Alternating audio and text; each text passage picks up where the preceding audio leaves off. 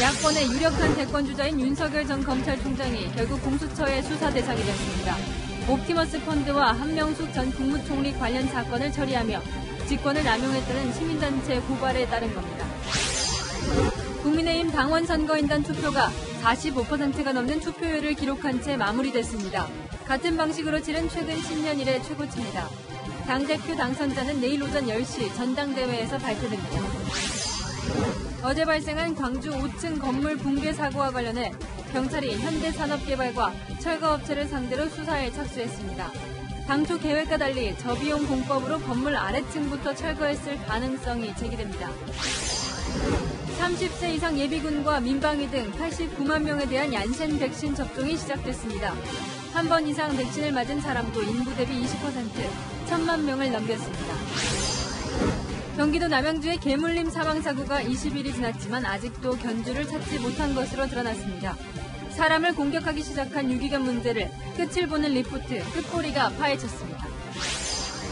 일본 자위대가 인도태평양 구상 홍보 영상에서 독도를 일본과 국제사회의 안보 위협처럼 부각시켰습니다.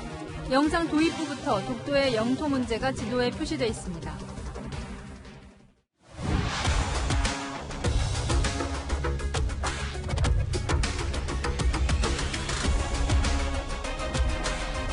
뉴스의 동정민입니다. 이 붕괴 장면을 보면 한동안 말을 잇게 되는 이 광주 동구 철거 건물 붕괴 사고는 또 인재였습니다. 어제 4명이라고 전해드렸던 사망자는 9명으로 늘어났습니다. 이 중상을 입은 8명은 병원에서 치료 중인데 이 가로수가 없었다면 이 사상자가 더 늘었을 거라는 분석도 나오고 있습니다. 어쩌다가 이런 참사가 벌어졌는지 그 민낯이 드러나고 있는데요. 현장엔 안전공사를 감독할 감리자도 없었습니다. 안전이 붕괴되어 버린 이번 사고 집중 보도해드리겠습니다. 첫 소식 공국진 기자입니다. 방호복을 입은 감식반원들이 잔해 곳곳을 살핍니다. 건물 철거 때 썼던 굴착기도 꼼꼼히 들여다봅니다. 사망자 9명, 중상자 8명이 나온 5층 건물 붕괴 사고의 원인을 밝히려 합동 감식을 하는 겁니다. 철거 당시 건물의 상태, 철거 작업이 건물의 붕괴에 어떤 영향을 미친 것인지 등에 대해서 붕괴 원인을 명확하게 밝히도록 하겠습니다. 사고 책임을 가리기 위한 조사도 시작됐습니다. 관할구청 확인 결과 철거 현장에는 안전시공 여부를 감독할 감리자가 없었던 사실도 드러났습니다. 전반적으로 좀 위험했던 공정이고 그런 부분인데 그 현장의 상주에서 전반적으로 좀 그 공사 컨트롤 좀 있어야 됐나. 광주 동구청은 철거 시공사와 감리자를 수사기관에 고발하기로 했습니다. 시공사가 사전 제출한 건물 해체 계획서대로 철거가 진행됐는지도 확인하고 있습니다. 경찰은 한 발 먼저 강제 수사에 착수했습니다. 현대산업개발 현장 사무소와 철거업체, 감리자 사무실 등 5곳을 압수수색했습니다. 경찰은 철거 작업을 한 굴착기 기사 1명을 업무상 과실치사 등의 혐의로 불구속 입건했습니다. 실질적인 작업을 했던 사람이기 때문에 이 사람을 먼저 입건하고 진행상 파악하면서 추가로 계속 입건하려고요. 경찰은 현장 소장 등 철거 작업 관계자 10명을 조사하는 한편 철거 시공사가 일감을 제하청 줬는지도 확인하고 있습니다. 채널A 뉴스 공국진입니다. 어쩌다 무너졌을까를 조사 중인데요. 붕괴 직전 사진을 보면 이 건물 아래쪽이 이미 상당 부분 철거가 되어 있습니다. 비용을 아끼기 위해 나무 밑동을 찍어내듯 무리하게 아래부터 철거하다 무너져 내렸을 가능성이 제기됩니다. 작업자들이 붕괴 조짐을 미리 알고 있었던 정황도 포착됐습니다. 김태영 기자입니다. 지난달 15일 촬영된 사진입니다. 5층 건물 뒤에 2층 높이 별관이 보입니다. 그제 찍힌 사진에선 저층부 별관은 이미 철거돼 보이지 않습니다. 붕괴 4시간 전 건물 안쪽은 대부분 헐려나갔고 도로 쪽 외벽 정도만이 남아있습니다. 붕괴 사고는 건물 뒤쪽에 쌓아놓은 흙더미 위에서 굴착기가 건물 안쪽을 철거하는 과정에서 발생했습니다. 철거 작업이죠. 그래서 위에서부터 이렇게 내려오는 작업이었나요, 방식이? 예. 이 건물 위부터 철거를 시작했다는 굴착기 기사의 주장과는 달리 이 당국은 철거가 아래층부터 시작된 걸로 보고 있습니다. 구청에 제출한 해체 계획서와 다르게 철거했을 가능성이 제기된 겁니다. 전문가들은 이런 방식이 나무 밑둥짓기나 다름없다고 말합니다. 5층을 놔두고 밑에 1층이나 2층을 기둥을 현재 붕괴를 시키게 되면 이게 기울게 되거든요. 흑산과 굴착기를 이용한 철거는 저비용 공법으로 알려져 있습니다. 최고 경비가 제일 덜 드는 방법이 그 방법이니까. 작업자들이 건물에서 난 소리를 듣고 붕괴 조짐을 알았다는 진술도 나왔습니다. 내부에 2명, 외부에 신호하시는 분들 2분, 그래서 건물에 이상 조짐이 있어가지고 사람들은 다 피신을 한 상태입니다. 하지만 붕괴 직전에도 작업자들은 안전봉으로 차량을 통과시킬 뿐 차량 접근을 막지는 않았습니다. 붕괴를 감지하고도 인명피해를 막을 기회를 날렸다는 지적이 나옵니다. 채널A 뉴스 김태형입니다. 사망자 9명은 모두 54번 시내버스 승객이었습니다.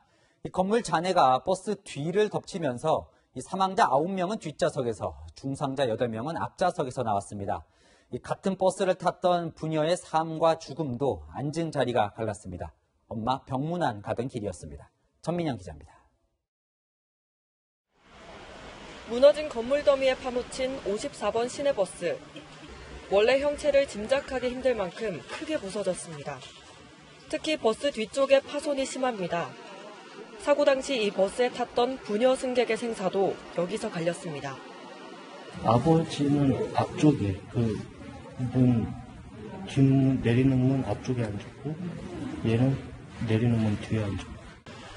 앞쪽에 앉은 60대 아버지는 중상을 당해 중환자실에서 치료 중이고 뒤쪽에 앉은 딸은 숨을 거뒀습니다. 숨진 딸은 아버지와 함께 암 수술을 받은 모친의 병문안을 가고 있었습니다. 가족들은 아직 딸의 사망 소식을 부친에게 알리지 못했습니다. 소방당국은 가로수가 버스 앞쪽에 가해지는 충격을 일부 흡수했다고 보고 있습니다. 이 부분이 건물로 같이 분쟁이 되면서 이 버스를 내모는 것을 아버지는 그런 역할을 해줬습니다. 실제로 사망자 9명은 모두 뒷좌석에서 나왔고 중상자 8명은 앞좌석에 있었습니다. 뒷좌석에 앉았다 숨진 60대 여성은 큰아들의 생일날 변을 당했습니다. 아들 생일상을 차려놓고 일하러 나선 길이 마지막이 됐습니다. 어머니가 이제 형님한테 이제 생일 축하한다고 밥 차려놨다고 먹으라고 시장 들렸다가 장보고 그 버스를 타고 오시는 바람에 유일한 10대 사망자는 고교 2학년생입니다. 등교일이 아닌데 동아리 후배를 도우러 학교에 갔다가 귀가하는 길이었습니다. 유족들은 철거업체의 붕괴 전 대처를 성토하고 나섰습니다.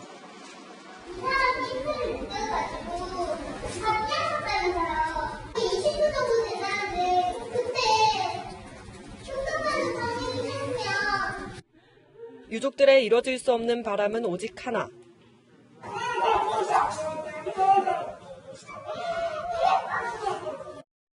채널A 뉴스 전민영입니다. 다음 소식입니다. 국민의힘 당대표 선거 투표가 모두 끝났습니다. 선거인단 투표율은 45%를 넘겨 최근 10년간 최고를 기록했고, 이 흥행에 성공하면서 당 지지율도 탄핵 이후 처음으로 40%를 넘겼습니다.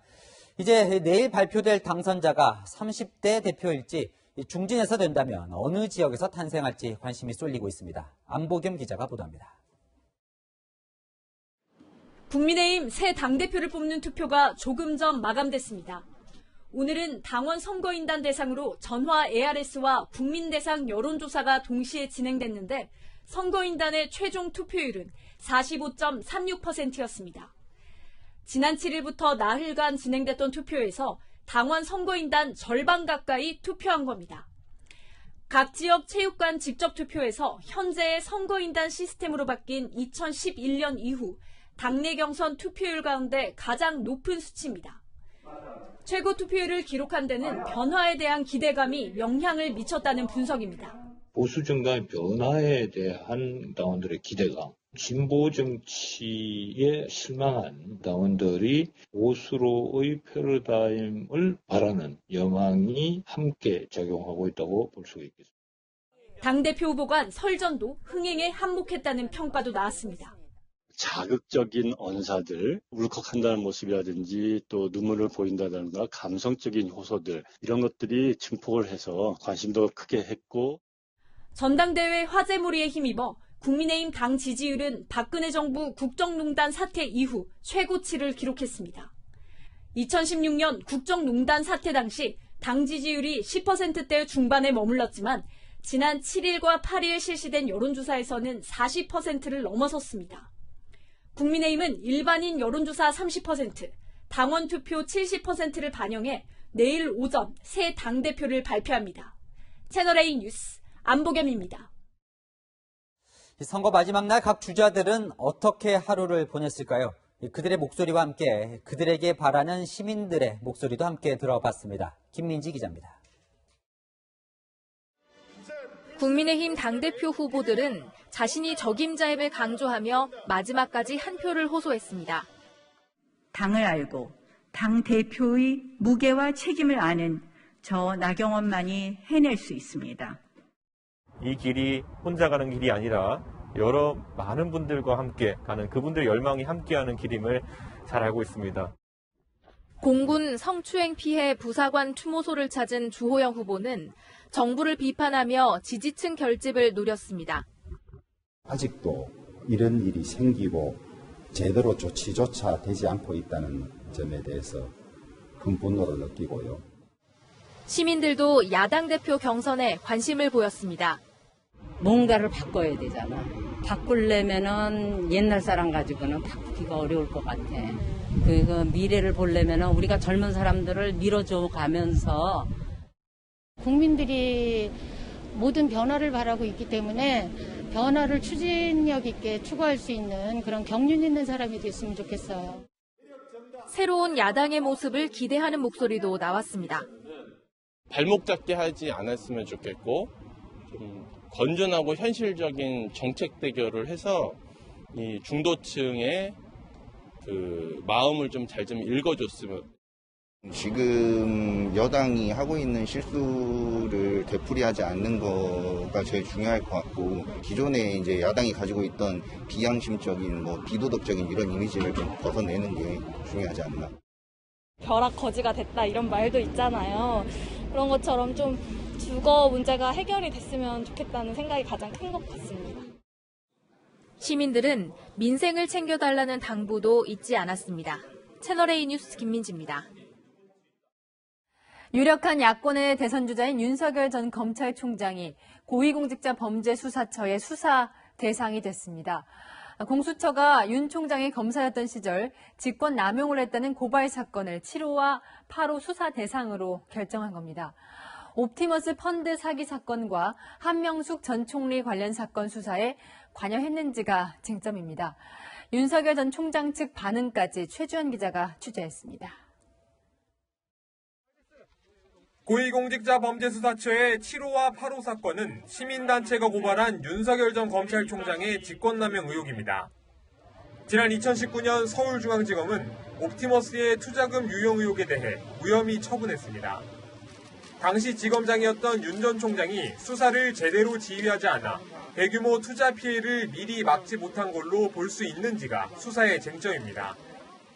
윤 전 총장은 지난해 국정감사에서 관련성을 부인했습니다. 아니, 이거는 사건 자체가 부장전결 사건입니다. 아예 보고가 올라오진 않아요. 지난 2011년 한명숙 전 총리 뇌물수수 사건과 관련해 허위 증언 의혹에 연루된 검사들의 수사를 윤 전 총장이 방해했는지도 공수처 수사 대상입니다. 지난 3월 대검 참모진과 고검장들은 회의를 거쳐 수사팀 검사들을 불기소했습니다. 박범계 법무부 장관도 이 결론을 수용했는데 공수처가 뒤늦게 수사에 나선 겁니다. 윤 전 총장 징계의 핵심 사유였던 판사 문건 작성 의혹도 공수처에 고발된 상황이라 수사 대상이 확대될 가능성도 있습니다. 윤 전 총장 측은 공수처 수사에 대해 특별한 입장이 없다고 밝혔습니다. 공수처는 조만간 고발인 조사를 시작으로 관련자 소환 조사를 벌일 전망입니다. 채널A 뉴스 최주현입니다. 부동산 투기 의혹으로 탈당 권고를 받은 더불어민주당 의원들의 반발이 더 거세지고 있습니다. 차라리 징계를 받겠다고 나서거나 국회의원에서 사퇴하겠다고 배수진까지 치는 사람이 나오며 앞서 탈당 의사를 밝혔던 의원들도 입장이 달라지고 있습니다. 윤수민 기자입니다. 탈당 권유를 거부한 더불어민주당 의원들은 잇따라 기자회견을 열고 억울함을 호소했습니다. 업무상 비밀이용 의혹을 받는 김한정 의원은 땅 매입에 위법이나 탈법이 있으면 책임지겠다며 결백을 주장했습니다. 탈당할 이유가 없습니다. 30년 동안 지켜온 당입니다. 내로남불 불륜이 없었기 때문에 로맨스도 아닙니다. 그러면서 대한민국이 재물 바치고 제사 지내는 인카 제국이냐고 당을 비판했습니다. 명의신탁 의혹을 받고 있는 김효재 의원은 통장 사본 등을 공개하며 권익위의 수사 의뢰 철회를 요구했습니다. 명의신탁을 해놓은 거고 실제로 팔지 않았다. 이게 드러난다 그러면은 제가 국회의원직을 사퇴하겠습니다. 농지법 위반 의혹을 받는 오영은 의원은 당이 징계위원회를 열어 소명 기회를 달라고 요구했습니다. 유일하게 소명할 수 있는 기회가 그거라면 징계 절차를 밟아달라. 농지법 위반 의혹을 받는 우상호 의원도 탈당을 거부하고 있습니다. 우 의원 측은 탈당하면 투기꾼임을 인정하는 셈이라고 반발했습니다. 앞서 탈당 의사를 밝혔던 의원들도 술렁이고 있습니다. 저한테 소명 기회도 주시길 당부드립니다. 당사자들의 반발에도 민주당 지도부의 탈당 방침은 그대로입니다. 징계위원회를 열면 당내 분란만 더 커질 수 있어 민주당 지도부는 탈당 대상 의원들을 계속 설득해 나가기로 했습니다.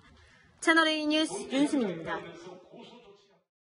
백신 뉴스입니다. 오늘부로 국내 코로나 백신 1차 접종자가 1,000만 명을 넘어섰습니다. 그러니까 인구의 20% 넘는 사람이 백신을 맞은 겁니다. 특히 오늘부터 예비군과 민방위 등 젊은 사람들이 얀센 백신을 맞기 시작했는데 첫날 모습 이현수 기자가 취재했습니다. 이른 오전부터 병원 접수처가 젊은 남성들로 북적입니다. 오늘 접종이 시작된 얀센 백신을 맞으러 온 사람들입니다. 15분 있다가 가셔야 됩니다. 바로 가시면 안 됩니다.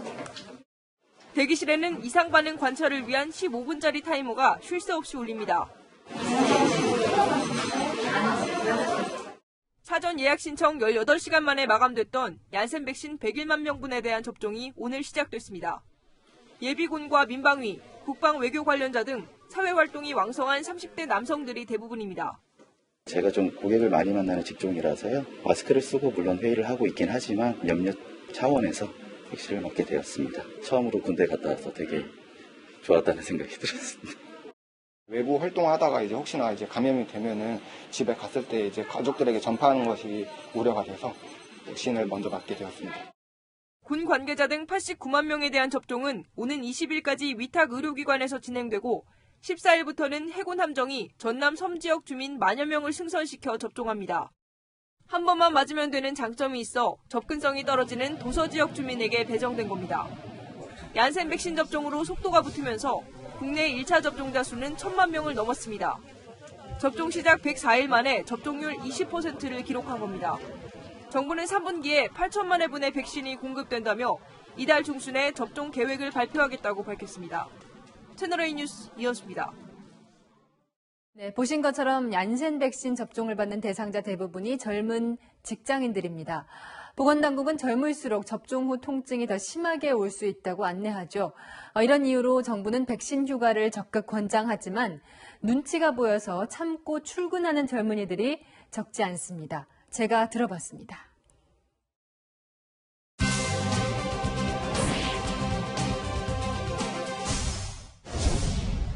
서울 종로의 백신 접종센터도 30, 40대 젊은 남성들로 붐빕니다. 그럼 오늘은 근무 중에 나오셨어요? 네, 맞아요. 그러면 맞으신 다음에 어떻게 하시려고요? 일단은 몸이 괜찮으면 계속 회사에 남아서 정상 근무할 거고요. 접종 후 일정은 어떻게 되세요? 일해야죠. 맞고 나서 이제 몇 시간 동안은 괜찮은데 저녁쯤에 안 좋아진다고 그래서 저는 일하고 퇴근하는 시간 맞춰서 이 시간에 맞으러 왔거든요. 근무 중 잠시 짬을 내서 왔던 직장인 상당수가 접종 후에 다시 일터로 돌아갔습니다. 내일은 어떻게 하시려고요? 회사에서 휴가를 아직 안 줘서. 그 백신 휴가에 대한 그런 지침 같은 건 아직 없으세요? 네, 아직까지 뭐 내려온 건 없고.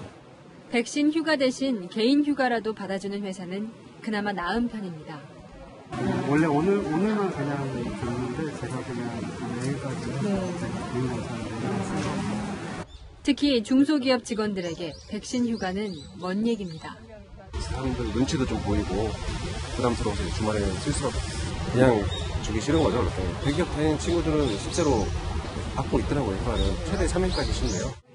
정부의 적극 권장 사안이지만 정작 공무원들도 마음대로 못 쉬는 분위기입니다. 일단은 사무실 복귀하고요. 네. 이상 가능했으면 이제 뭔가 조치하는 걸로. 공무원 복무 지침에는 백신 접종 당일 소요되는 시간에만 공가를 부여한다고 돼 있습니다. 이런 규정이면 좀 부서 분위기상에 접종 맞고 바로 들어오거나 개인 연가를 써야 하는 상황이라서 만족스러운 규정은 아닌 것 같아요. 젊을수록 더 아프다는 코로나 백신. 단 하루라도 눈치 안 보고 회복할 기회를 달라는 바람은 무리일까요?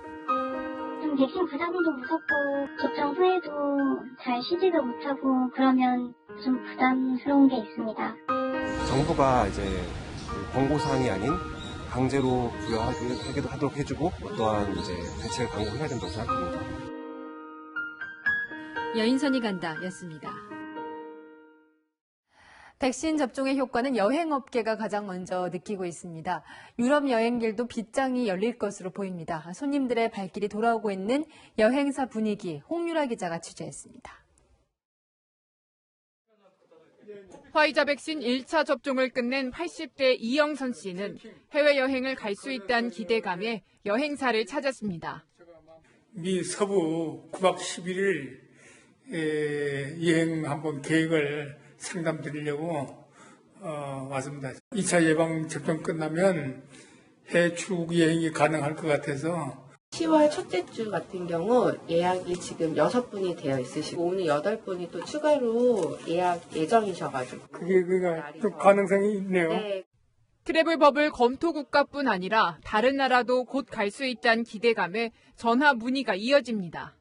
4분 예약해 주셨으니까 제가 내년에 출발하는 스페인 상품을 일단 같이 올려드리고 당장 다음 달 프랑스 파리로 떠나는 단체 여행 상품도 등장했습니다. 지금 현재 또 2명이 더 들어와서 8명인데 정부에서 어제 마침 좋은 말씀 해주셔가지고 바로 준비한 상품을 주실 수 있게 되었고 벌써부터 추석 연휴 대목이 기대됩니다.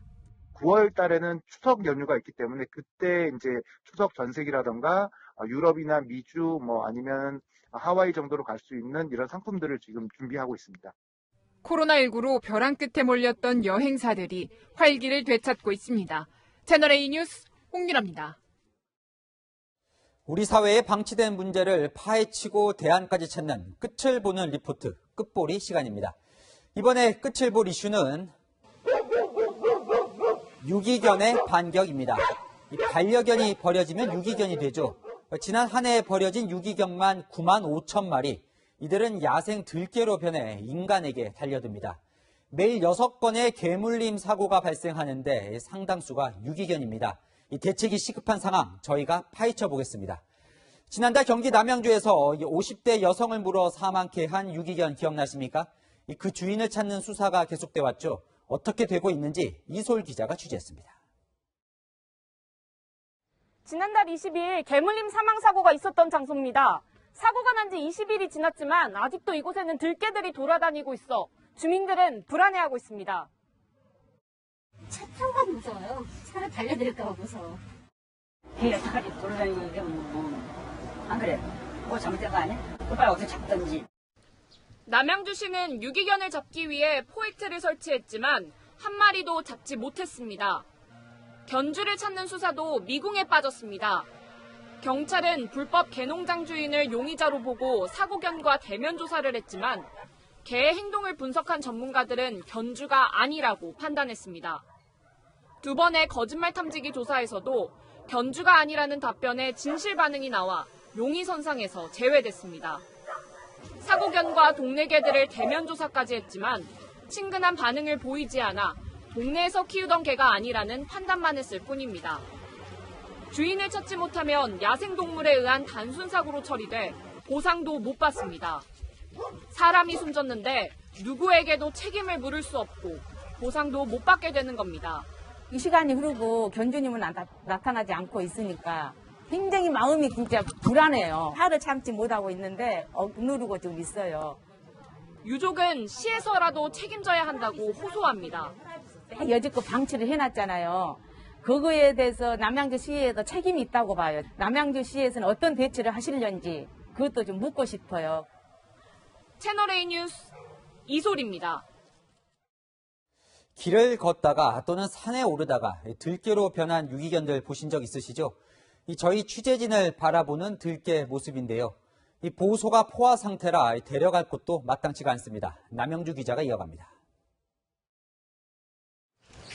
등산객으로 붐비는 관악산. 아이 키만한 진돗개가 나타납니다. 인기척을 느끼고 취재진 카메라를 한참 동안 응시합니다. 가다 서기를 반복하며 주위를 배회합니다. 등산객은 불안합니다. 제가 한 2차례 봤는데 좀 불안하고 섬뜩하죠. 이게 조그만 게 아니고 커요. 위험하죠. 사람께로 닥치면 큰일이죠. 한 달에 약 30건. 유기견을 잡아달라는 신고가 들어옵니다. 프레이트는 20개 정도가 있고 한 군데 놔두면 안 잡히니까 민원 들어오면 옮기고 이런 식으로 배척을 하고 있는 상황입니다. 동물의 생명을 위협한다는 민원이 제기되면서 마취총 사용도 어려워진 상황. 포획틀에 의존할 수밖에 없습니다. 잘 안 들어가는 경우가 있어요. 경계하는 애들도 많아요. 그러다 근처까지 왔다가 또 사라졌다가 또 다시 나타났다가.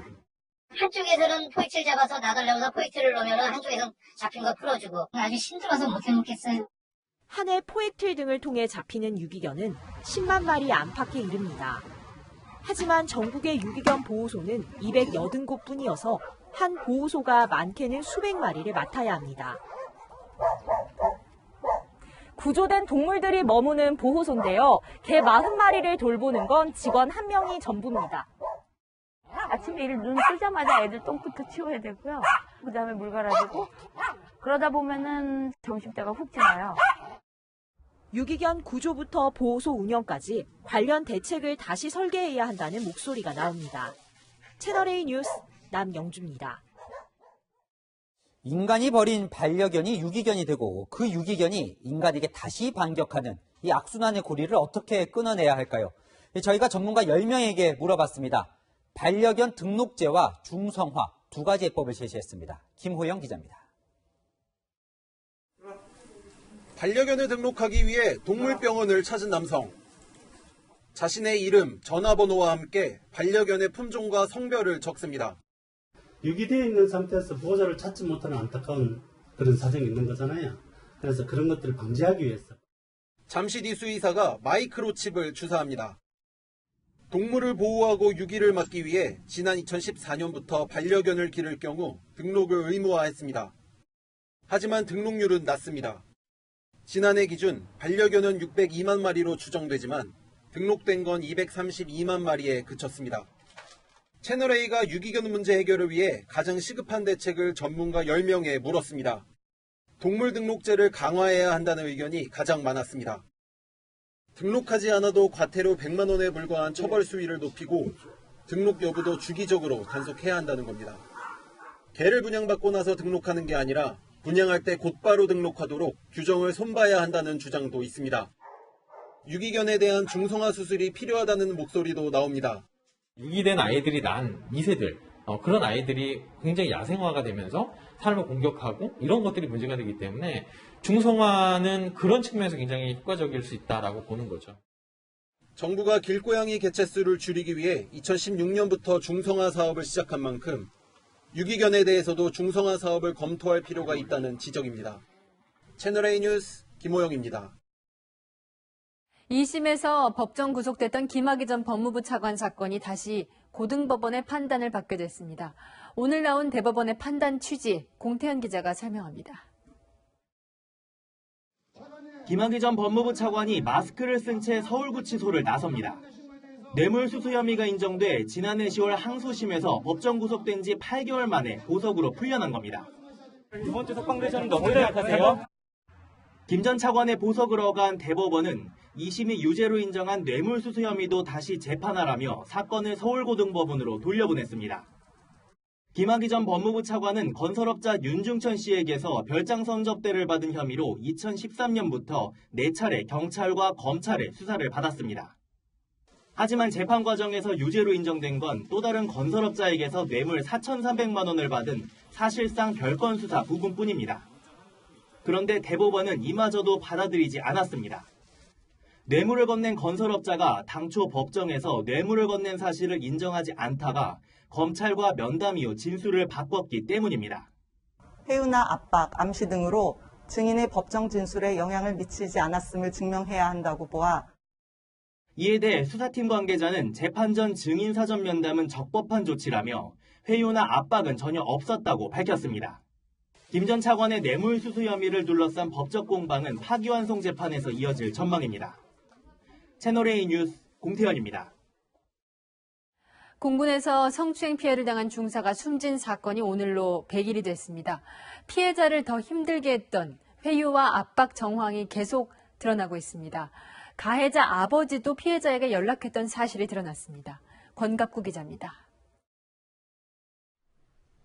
유족 측 탄원서에 따르면 가해자 장중사의 아버지가 이중사에게 연락을 합니다. 선처를 바란다는 내용입니다. 가해자의 아버지가 피해자에게 문자까지 보냅니다. 장문의 문자를. 이런 내용도 알고 계십니까?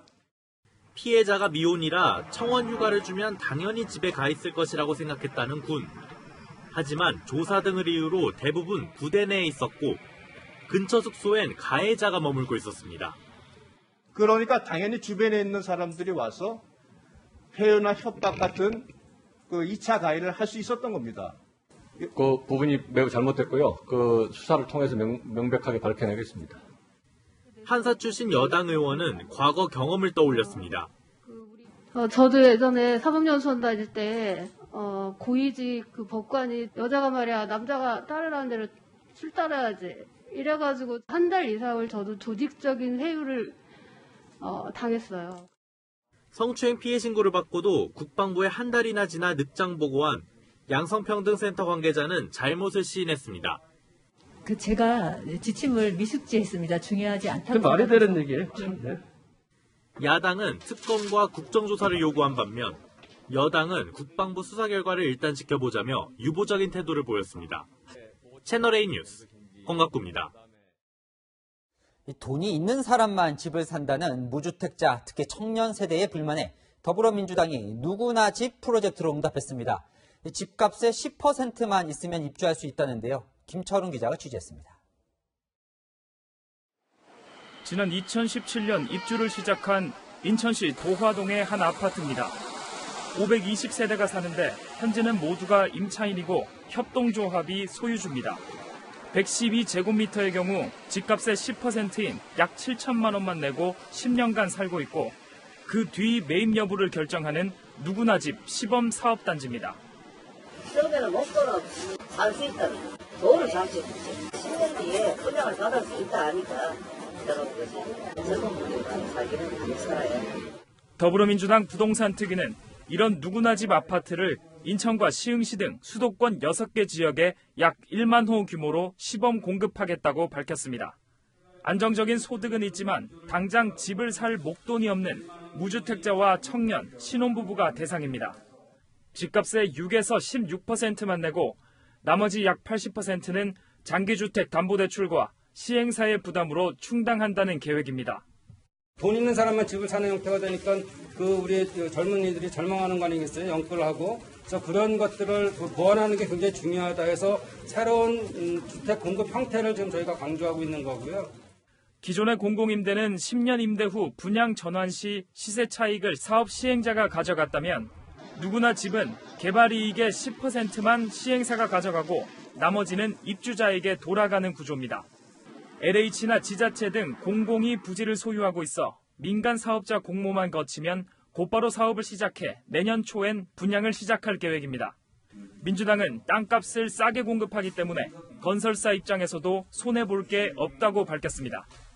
하지만 집값 하락 시 손실 일부를 건설사가 부담해야 하는 구조라 업체들의 참여를 얼마나 이끌어낼지가 관건입니다. 채널A 뉴스 김초롱입니다. 정부와 서울시가 아파트 투기를 차단하기 위해 규제 하나를 추가하기로 했습니다. 안전진단을 통과하기 전에 구입해야만 재건축 아파트에 조합원 자격을 주겠다는 건데요. 그런데 서울 노원구는 이 발표 이후에 오히려 더 들썩이고 있습니다. 박재 기자입니다. 재건축을 앞둔 노후 아파트 단지가 밀집한 곳입니다. 이곳 16개 단지 중 절반 가까운 7개 단지가 안전진단 전 단계인 예비 안전진단을 통과했고 인근 6개 단지도 통과를 앞두고 있습니다. 오늘하고 내일도 틀려요. 올린 게 아니라 계속 올라가고 있어요. 왜냐면 물건이 없어요. 귀하게 나와요. 투자자들이 많이 사는 상태인데 안 팔고 부르시키고 이래서 물건 자체가 없다 보니까 가격이 좀 올라갈 수밖에 없죠. 정부와 서울시는 어제 시도지사 재량에 따라 안전진단 통과 전까지 재건축 아파트를 사야만 조합원 자격을 얻을 수 있는 것으로 규정을 강화했습니다. 현재 조합원 지위 양도는 조합 설립 이전까지 가능한데 이 기간을 앞당겨 투기 수요 유입을 막겠다는 겁니다. 실거주 조합원을 위한 보호 대책으로 말씀드릴 수 있습니다. 추후에 재건축 진행에 큰 도움이 될 것으로 진행이 가능할 것으로 판단이 됩니다. 이제 막 예비 안전진단을 받은 곳은 재건축 진행에 속도가 붙을 수도 있지만 지금 소시야 돼, 지금. 주민이 단합이 빨리 되는 곳은 빨리 되고 주민들의 협동심이죠. 근데 거의 1년 안짝으로 돼요. 일각에선 매매가 이뤄지지 않는 기간이 늘어나거나 재산권 침해 소지가 있다는 우려도 나옵니다. 채널A 뉴스 박재입니다.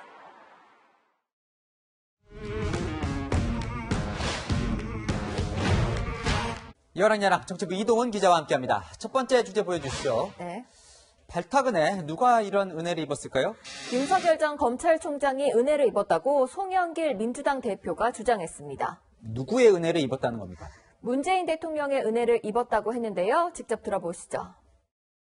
윤석열 후보는 서울중앙지검장, 검찰총장으로 문재인 대통령으로부터 일종의 발탁 은혜를 입었습니다. 야당의 대선 후보가 된다는 것은 도 이상 맞지 않는 일이라고 봅니다.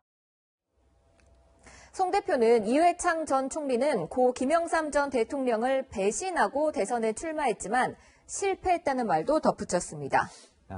은혜, 배신 이런 단어를 보면 이 여당 대표의 이 윤 전 총장 견제 수위가 점점 높아지는 것 같네요. 네, 여론조사 결과를 보면 그 이유가 어느 정도 짐작이 될 것 같습니다. 윤 전 총장은 차기 대권주자 선호도에서 역대 리얼미터 조사 최고치인 35.1%로 1위를 기록했습니다.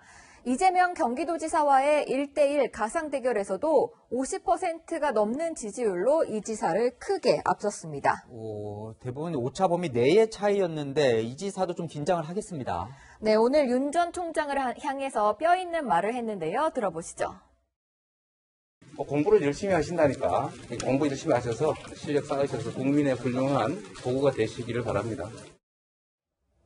참고로 윤 전 총장은 이동훈 조선일보 논설위원을 공보 담당자에 내정한 것으로 알려집니다. 공부를 열심히 한다는 표현이 뼈가 있어 보이는데 아까 얘기로 좀 돌아가면요. 정치권에서 배신 때문에 또 시달린 사람도 있죠. 네, 바로 유승민 전 국민의힘 의원입니다. 2015년 박근혜 당시 대통령이 유승민 새누리당 원내대표에게 배신이라는 낙인을 찍었죠. 그때 새정치민주연합은 이렇게 지적했습니다. 국민이 뽑은 국회의원을 국민이 뽑은 대통령이 자기 자신을 배신했다며 배신의 정치는 반드시 선거에서 국민들께서 심판을 해 주셔야 할 것입니다. 배신자를 심판해달라고 하는 대통령이 더 무섭다고 합니다. 대통령에 대한 배신 프레임이 6년 만에 부활한 건데요. 대통령 자리는 국민이 잠시 권한을 위임해준 자리입니다. 대통령의 인사권을 한 개인에게 은혜를 베푸는 도구로 생각해서는 안 될 것 같습니다. 다음 주제 보겠습니다. 네. 안 되는 줄 알면서 네. 다른 당은 다 이제 부동산 전수조사를 권익위에 맡겼는데 국민의힘만 어제 감사원에 맡겼잖아요. 네. 감사원 답이 왔다면서요. 네, 국민의힘은 전현희 국민권익위원장이 민주당 의원 출신이니 믿을 수 없다며 감사원에 의뢰했었는데요. 감사원은 오늘 감사원법 제24조는 감사 대상에서 국회의원을 제외한다고 명시하고 있다며 전수조사를 실시할 수 없다고 발표했습니다. 결국 없다고 답이 왔군요. 자, 저희 제목처럼 이 당 지도부가 처음부터 안 되는 걸 알면서 신청한 거 아니냐 이런 비판이 나오면서 내부에서도 지적이 나오고 있죠. 네, 전진석 의원은 떳떳하고 당당하게 권익위 검증을 받자고 했고 장제원 의원은 감사원이 국민의힘 산하 기관입니까? 상식에서 벗어나면 정치적이거나 꼼수로 비친다고 지적했습니다. 그래서 국민의힘은 어떻게 하겠답니까? 내일 권익위에 전수조사를 의뢰하기로 했습니다. 다만 국민의힘은 오늘 임명된 안성욱 권익위 부위원장이 문재인 대통령 선거 캠프 출신이라며 권익위는 전수조사에 대한 공정성을 반드시 담보해야 한다고 강조했습니다. 내일 당대표가 선출된 뒤에 결정할 거란 예상도 있었는데 결국 권익위로 가는군요. 네, 이런저런 비판 다 받고 등 떠밀려 권익위로 간 모양새입니다. 네, 국민의힘 지지율이 탄핵 이후 최고라는 소식 전해 들었는데 이건 악재가 될 것 같습니다. 여랑야랑이었습니다. 일본이 도쿄올림픽 공식 홈페이지에도 독도를 일본 영토로 표시해 최근 논란이 일었습니다. 이번엔 일본 자위대가 독도 문제를 국제사회 문제로 부각시킨 동영상을 제작했습니다. 김범석 특파원이 보여드립니다. 한국의 합동참모본부에 해당하는 일본 자위대 통합망료 간부가 만든 2분짜리 동영상입니다. 최근 미국과 프랑스 군대와의 훈련 등을 계기로 인도태평양 구상의 중요성을 알리는 내용입니다. 지도 위에 중국과 러시아, 북한 등 인도태평양 안보를 위협하는 7개 항목을 표시했는데 뜬금없이 독도가 등장합니다. 독도가 분쟁 지역으로 인식되면 한일 두 나라의 문제가 아니라 인도태평양의 공동 문제임을 부각하려는 의도로 해석됩니다. 독도는 대한민국의 영토인데 이걸 국제 문제로 비화시켜 일본 영토라고 우기려 한다는 겁니다. 일본은 최근 인도태평양 구상 동참 국가들과 군사훈련을 2배 이상 늘리고 있습니다. 我が国周辺の抑止力、対処力の強化、およびインド太平洋地域の平和と安定の上で不可欠であり、大変有意義なもので。 최근 도쿄올림픽 조직위원회 내 성화봉송 지도에서 독도를 일본 영토로 표시해 문제를 일으키는 등 일본의 독도 도발이 계속되고 있습니다. 竹島は歴史的事実に照らしてもかつ国際法上も明らかに我が国固有の領土であり韓国側の抗議は一切受けられない。 하지만 일본은 중국이 영유권을 주장하는 센카쿠 열도에 대해선 이번 동영상에서 교묘히 제외시켰습니다. 도쿄에서 채널A 뉴스 김범석입니다. 17년 만에 수십억 마리의 매미가 깨어나 미국을 뒤덮었습니다. 재난에 가까운 상황이지만 매미로 타코를 만들어 먹는 사람들도 있습니다. 유승진 특파원도 먹어봤습니다. 취임 후 첫 유럽 순방길에 오르는 바이든 대통령. 전용기를 타러 가는 도중 목에 붙은 무언가를 쓸어냅니다.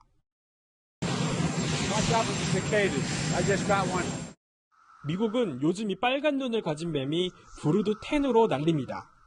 17년을 땅속에서 살다 한꺼번에 올라와 허물을 벗고 날아오르는데 천적으로부터 살아남기 위해서란 분석도 나옵니다. 독성도 없고 단백질도 풍부한 이 매미를 타코로 만든다는 한 음식점을 찾았습니다. So these have been boiled and dehydrated. Now what we're going to take these little wings off here. Because people don't really like the wings. They are a little, you get stuck in your throat. So we're going to start off with some onions. Next we're going to do a little garlic. Now we're going to add in our cicadas. A little bit of salt and a little bit of lime. 토르티아 위에 아보카도를 바르고 볶은 매미를 얹고 특제 소스와 물을 더하면 완성. 이게 바로 매미를 넣은 타코인데요. 맛이 어떨지 제가 직접 한번 먹어보겠습니다. 바삭바삭한 식감이 남다릅니다. 생각보다 고소하고 약간 새우 비슷한 맛이 나는 것 같습니다. 다만 미식품의약국은 갑각류 알레르기가 있는 사람은 먹지 말라고 경고했습니다. First, because they're coming out, every 17 years. This is a big thing. They're 50% protein. They have minerals and vitamins that are good for your body. 매미 타코를 먹고 거리를 나서자마자 매미떼를 만납니다. 또 조금만 돌아다녀도 이렇게 매미가 몸에 달라붙기도 합니다. 떼줘. 주민들도 매미와의 조우 순간을 또렷이 기억합니다. They get on your car tire, and when you're driving, I drive a lot, they flying into the car. They like, you know, they boom, and they smash to the car. Look, see? They're everywhere. They land on my head, on my clothes, and... Oh my gosh! Yes. They make lots of noise. I have lots of trees, and they just, lots of noise. 매미들은 보통 수명이 한 달 정도라 다음 달 말쯤 미 동부 지역에서 대부분 사라질 것으로 전망됩니다. 워싱턴에서 채널A 뉴스 유승지입니다.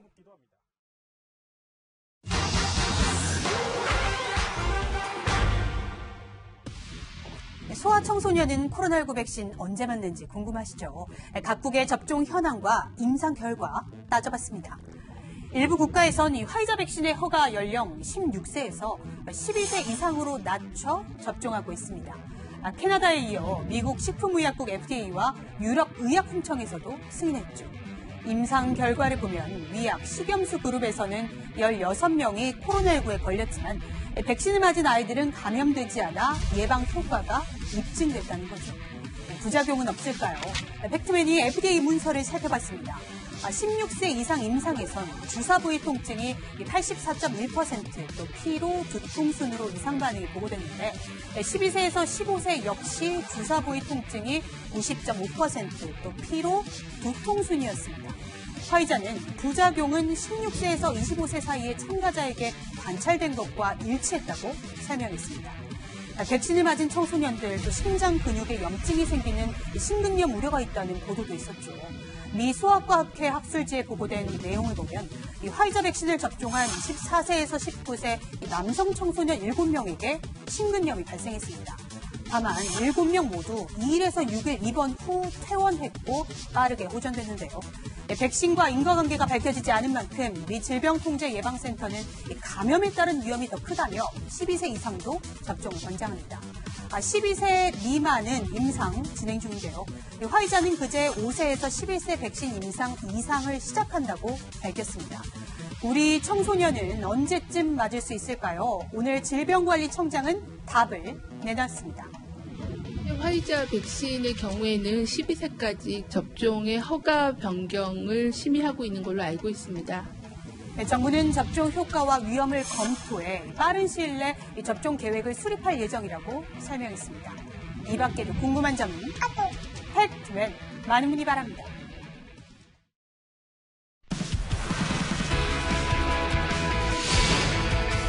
도쿄올림픽 취소나 보이콧 주장까지 나오면서 선수들은 불안해하고 또 혼란스러운데요. 그런 걱정조차 사치라는 선수도 있습니다. 이번 올림픽이 마지막일 수도 있는 레슬링 기대주 류한수입니다. 강병규 기자가 만났습니다. 극한의 훈련은 보기만 해도 악소리가 납니다. 한계에 다다르면 근육에 쥐가 납니다. 분명히 알거든요. 내가 이거 땡기면 쥐 나는 거. 근데도 쥐 나면서 땡기는 거죠. 팔에는 흉터, 손가락 10마디는 물집투성이. 나중에 뭐 제 자식이 아빠 이거 뭐야 이러면 이게 다 훈장이라고, 제가 이제 선수 생활하면서 다 생겼던 훈장이라고 얘기하려고. 이름 석자보다 개성 있는 외모로 더 알려진 류한수. 예, 뭐 세 보이기도 하고, 예, 뭐 귀찮기도 하고 그러다 보니까 이제 안 자르는 버릇을 하다 보니까 잘 안. 세계 선수권을 2번이나 제패했지만 유독 올림픽 메달과는 인연이 없었습니다. 이번 올림픽에서는 한국 레슬링의 간판입니다. 런던 올림픽 금메달리스트 김현우가 코로나19에 감염돼 출전권을 못 땄기 때문입니다. 이제 태극기에 절하는 세레머니를 이제 현우 대신에라도 제가 이렇게 꼭 현우와 함께 하고 있다라는 마음을 전해주고 싶습니다. 올림픽 취소 여론이 높지만 류한수에게 중요한 건 하루하루 훈련입니다. 다음날 그만두더라도 이제 제가 할 일은 하고 해야 되니까 저는 그런 거 전혀 신경 쓰지 않습니다. 채널A 뉴스 강병규입니다. 오늘 밤부터 전국에 비가 내립니다. 이번 비는 야행성, 수증기, 지형성 이 세 가지 키워드로 정리할 수 있겠는데요. 우선 비가 주로 집중되는 시간은 오늘 밤 사이가 되겠습니다. 다량의 수증기가 유입되면서 비의 양이 많겠고요. 특히 지형적인 영향을 받는 해안가와 산간 지역에 매우 강한 비가 예상됩니다. 강수량을 자세히 살펴보면 제주 산간에 300mm 이상, 제주에 100에서 200mm, 남해안과 지리산 부근에 최고 120mm의 큰 비가 내리겠는데요. 밤사이 이들 지역으로는 시간당 30에서 60mm의 폭우가 쏟아지겠습니다. 그 밖의 지방도 최고 80mm의 제법 많은 비가 오겠고 내일 낮까지 오락가락 내리다가 밤이면 모두 그치겠습니다. 내일 서울의 한낮 기온은 27도로 비교적 선선하겠습니다. 주말에는 내륙 곳곳에 소나기가 지나겠습니다. 날씨였습니다. 자기 혼자 살아있다는 그 죄책감에 밤새 악몽에 시달리고 2년 전 잠원동 붕괴 사고로 짝을 잃은 예비 신랑은 아직도 괴로워하고 있습니다. 결혼 반지 찾으러 가던 예비 부부를 이 건물이 덮친 이 사건, 2년 뒤 이 광주에서 똑같이 벌어졌습니다. 2년 전에 없었던 현장 감리자는 이번에도 없었습니다. 오늘의 한마디는 반복되는 불행은 불운이 아니다로 하겠습니다. 오늘 뉴스 여기까지입니다. 내일도 뉴스에입니다.